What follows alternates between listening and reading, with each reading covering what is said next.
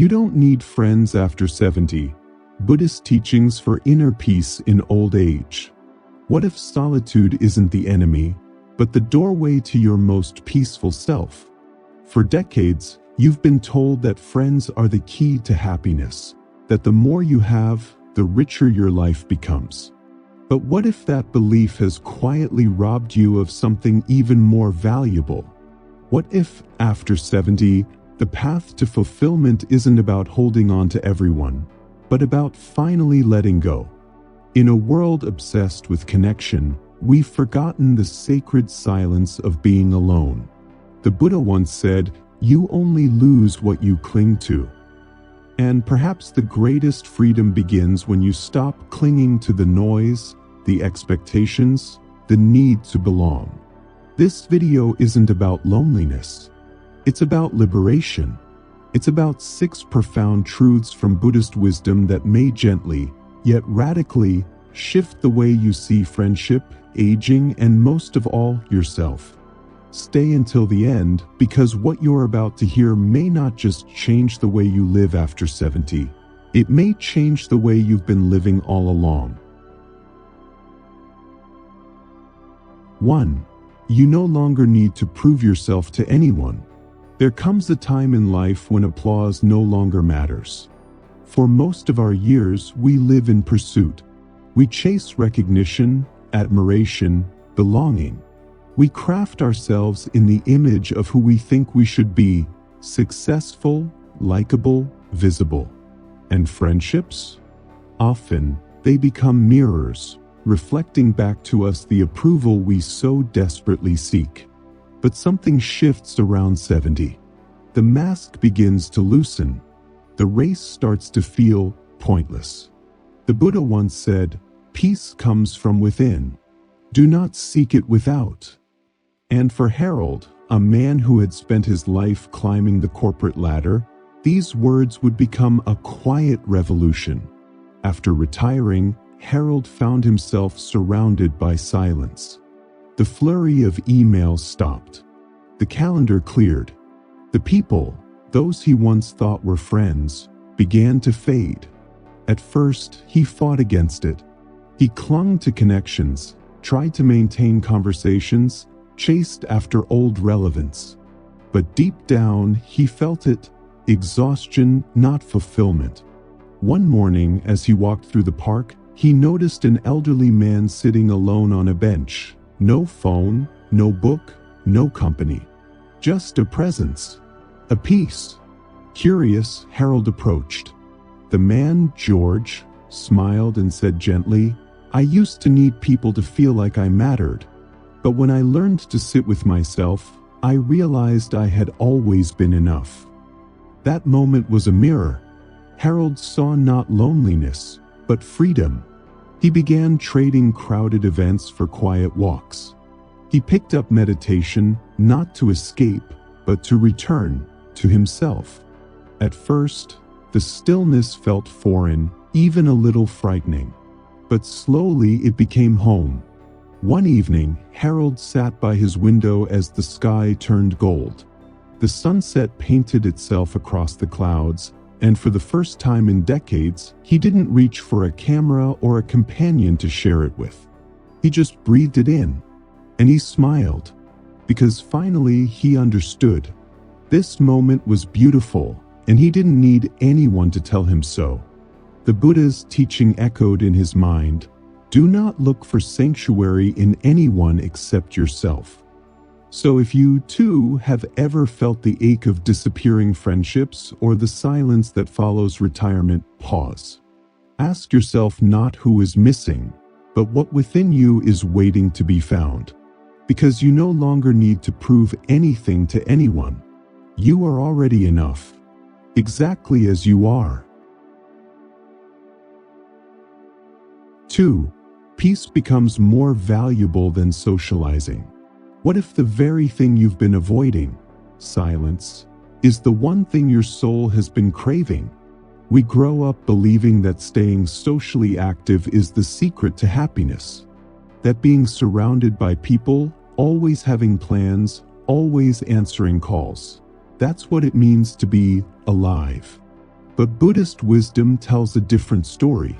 There is an old parable of a man who carried a sack of stones wherever he went. When the Buddha asked why, the man replied, "Because I always have." The Buddha smiled and said, "Then put it down." Many of us carry friendships the same way, not because they bring us joy, but because they're familiar, expected. Margaret, once the heart of every gathering, began to feel a quiet resistance within her. Birthday dinners drained her. Calls felt like chores. Conversations, shallow, repetitive, left her feeling lonelier than solitude ever could. At first, she dismissed the discomfort. "This is just what friends do," she told herself. But deep down, a question emerged, soft, persistent, inescapable. Why am I doing this? And when she dared to answer honestly, she discovered something radical. She didn't have to keep doing it. So she stopped. She stopped saying yes out of guilt. Stopped forcing laughter when her spirit was tired. Stopped mistaking obligation for love. Instead, Margaret began choosing stillness. Mornings on the porch, warm tea in hand. Afternoons with books long forgotten. Evenings without interruption, just the soft rustle of leaves, the gold of the setting sun. At first, the quiet felt too quiet, but slowly, the silence revealed its music. She began to hear herself again. And in that space, she remembered the Buddha's words. Silence is an empty space. Space is the home of the awakened mind. The most surprising part? Her mind became clearer. Her heart, lighter. She was no longer replaying social scripts or anticipating replies. She had no one to impress, no roles to perform. Just presence. So the next time a friend called inviting her out, she smiled gently and declined. Not because she was avoiding them, but because she had something more important to do. To be at peace with herself. And that was more than enough. 3. Fewer friendships mean fewer disappointments. We don't talk enough about the quiet heartbreak of fading friendships. We speak of breakups, of divorce, of family rifts. But what about the friend who slowly stops calling? The text that goes unanswered? The connection that once felt eternal, now replaced by silence? It hurts. But Buddhist wisdom reminds us, let go or be dragged. William, now 78, once believed friendship was forever. He was the glue, the one who remembered birthdays, initiated reunions, sent the first message. For years, he clung to the belief that effort would preserve connection. But slowly, reality whispered a different truth. He noticed that when he stopped reaching out, silence remained. The first is stung. He would sit by the phone, waiting, wondering, did I do something wrong? Have they moved on? Then one morning, as he sat at a quiet cafe, watching a group of young men animatedly talking about their careers and ambitions, a soft smile crossed his face. He remembered being them. He remembered needing to be needed. But life had changed. He had changed. And perhaps the friendships he once fought to maintain no longer matched the man he had become. So he began a gentle practice of release. He stopped measuring the worth of a friendship by its longevity. Stopped mistaking effort for connection. Stopped chasing people who had already let go. Instead, he turned toward presence. He reconnected with a neighbor who shared his love for gardening. Spent long afternoons painting. Practiced meditation, not to escape, but to feel. He found solace not in having many, but in having a few that truly mattered. More importantly, he discovered something radical. Even if no one called, even if no one came back, he was still whole. The Buddha taught that clinging to impermanence only creates suffering. Friendships, like seasons, shift. Some bloom and pass. Others linger. But all are subject to change. When William finally let go, not with bitterness, but with compassion, he felt lighter. One day, out of the blue, an old friend called to reconnect. There was an apology, a story, a warmth. William smiled. "I hold no resentment," he said gently. "We're all walking our own paths." And in that moment, he wasn't grasping. He wasn't needing. He was simply present. So if you felt the slow ache of friendships fading, take heart. Let go of what no longer nourishes you. Not out of anger, not out of spite, but out of love for yourself. Because when your heart is free from expectation, it finally learns how to rest. For your time becomes more precious. In youth, time feels endless. We spend it like spare change, tossing hours into crowded rooms, loud conversations, and plans made out of habit, not heart. But with age comes clarity, and one day, you wake up and realize you no longer have time to waste. Richard, now in his early 80s, used to be the life of every party. There was always a dinner, a meeting, a catch-up on the calendar. He said yes to everything, because that's what he thought kept him young. But slowly he began to feel it, a strange fatigue, not just in the body, but in the soul. Conversations felt recycled, gatherings felt obligatory, and a question began to surface. Is this how I want to spend the time I have left? And when he allowed himself to answer, honestly, the answer was no. So he made a quiet decision, one that many would consider small, but for him it was life-changing. He began saying no, not from bitterness, not from fear, but from a new kind of reverence, for his time, for his spirit, for what remained. Instead of another noisy dinner party, he chose a walk beneath the trees at dawn. Instead of idle chatter, he sat in silence, sipping tea as birds sang their morning hymns. He rekindled old passions, painting, reading, slow cooking, things that nourished not his image, but his soul. And he remembered the words of the Buddha. The trouble is, you think you have time. Time isn't a guarantee. It's a gift. And the older you get, the more precious each moment becomes.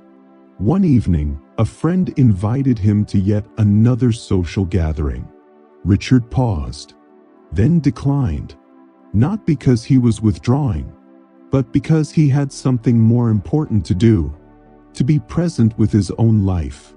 To sit on his porch and watch the sky shift from gold to indigo. To breathe deeply and feel the warmth of the world on his skin. To live not through events, but through presence. Because in the end, your life isn't measured by how many people you meet, but by how deeply you meet yourself. So the next time you're tempted to fill your calendar out of guilt or habit, ask yourself, is this how I want to spend my time? And if the answer is no, give yourself permission to choose differently. You don't owe anyone your hours, but you owe it to yourself to live them fully. 5. True companionship comes from within. What if the loneliness you fear isn't loneliness at all? We often confuse being alone with being unloved. From childhood, we're taught that closeness means connection, that solitude is something to be fixed, not embraced. But the Buddha offers a different perspective. If you are quiet enough, you will hear the flow of the universe. Ella, at 76, had lived a life full of people. Book clubs, neighbors, old colleagues, weekend brunches. Her days were full. But her heart? Not always. Despite all the voices around her, she sometimes felt an echo inside. a hollow place that no amount of company could fill. It wasn't until one quiet evening, sitting at yet another dinner table, half listening to familiar chatter, that she asked herself, "Am I actually enjoying this?" The honest answer was no. That night, she made a bold choice, not to isolate, but to return to herself. She began declining invitations, not with guilt, but with grace. She chose morning walks where the light filtered through trees, not filtered through screens. Afternoons with a book, a paintbrush, or a warm cup of tea, without the need for interruption. Evenings spent in silence, not loneliness, but serenity. At first, the quiet was disorienting, but slowly, something beautiful happened. She started hearing her own thoughts again, without the noise of comparison or the pressure to perform. She began realizing that she didn't need anyone to complete her. She was already whole. The most surprising realization? She didn't miss the crowd, because for the first time, she had her own companionship. It was patient, it was gentle, and it had been there all along, beneath the noise. Ella no longer adjusted herself to fit in. She no longer feared being left out. She knew who she was, and that was enough. True companionship, she learned, isn't measured by how many people sit beside you. It's measured by how deeply at home you feel when you sit with yourself. So if you ever feel the ache of emptiness, pause. Not to fill it with more people, but to listen to what it's trying to teach you. Because once you embrace your own presence, you'll find that solitude isn't the absence of love. It's the space where real love finally begins. 6. Letting go opens the door to true freedom. We spend so much of our lives holding on to routines, to roles, to relationships we've outgrown, because somewhere deep down, we're afraid that if we let go, we'll lose something essential. But the Buddha reminds us, you only lose what you cling to. James, now in his late 70s, knew this fear well. He had built his life around connection, birthday parties, community dinners, check-ins, holiday cards. He believed that staying socially active was the key to happiness. So he kept showing up, even when it drained him, even when the conversations grew stale, even when laughter felt like a performance. Until one night, sitting at a crowded restaurant, surrounded by voices but feeling miles away, something shifted. He stared at the flickering candle in the center of the table. People laughed. He didn't. And then, quietly, the truth rose. I don't need this anymore. It wasn't bitterness. It wasn't sadness. It was clarity. So James made a choice. He began releasing what no longer felt real. No more forced dinners. No more saying yes to keep the peace. No more pretending. At first, it was uncomfortable. He worried. Would they notice his absence? Would they question his quiet? But here's what happened. The world didn't end. The silence didn't break him. It healed him. In the stillness, James discovered something he had long forgotten. Freedom. He woke each day without pressure to perform. His mornings began with reflection, not a schedule. His afternoons were slow, filled with walks, reading, simple meals made with intention. His evenings weren't spent chasing connection, but sitting in deep presence with himself. He no longer sought permission to rest, no longer needed validation to feel alive. He wasn't falling behind. He was finally catching up to who he really was. The friendships that remained, they were real, rooted in authenticity, not obligation. And the peace that came from letting go, it was fuller than any room he'd once filled. So if you're holding on to something or someone because you're afraid of what will happen if you don't, Ask yourself, is this adding to my freedom or taking from it? Because sometimes the bravest thing you can do is let go.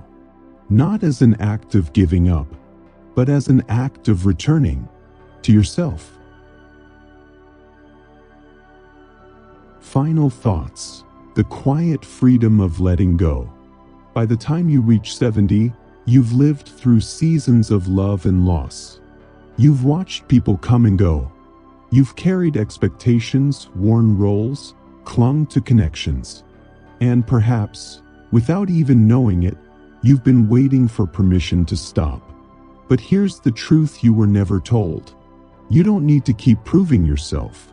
You don't need to chase company to avoid silence. You don't need to hold on just to feel whole. Because you already are whole, worthy, enough. The friendships that fade? Let them.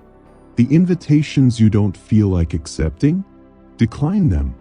The loneliness you fear in solitude might just be peace in disguise. The Buddha said, "Be a light unto yourself." And perhaps this is the sacred invitation of this stage of life. Not to seek more, but to strip away. Not to cling, but to release.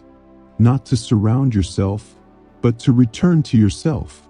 So ask not, who should I keep in my life? But rather, what still brings me joy? Not, how can I stay busy? But what brings me stillness? And if in that stillness you find yourself smiling alone, if the sun hits your face just right and there's no one there to witness it but you, that is not emptiness. That is freedom. Let this be your season of sacred solitude, of intentional living, of quiet joy, because the peace you've been searching for, it's been within you all along. If this message touched something deep in you, if it made you pause, reflect, or even breathe a little easier, then this is just the beginning. On this channel, we don't just talk about peace. We walk the path. Together, we explore Buddhist wisdom, emotional resilience, and the quiet strength of solitude. Not as theories, but as tools for living a life that is lighter, freer, and more awake. So if you're ready to stop performing and start becoming, subscribe. Join this space of stillness, reflection, and truth. And if someone you love is silently struggling with the weight of expectations or the ache of loneliness, share this video with them. It might be the gentle light they didn't know they needed, because sometimes the most powerful transformation begins in silence. And remember, your greatest peace is not somewhere out there. It's already within you, waiting.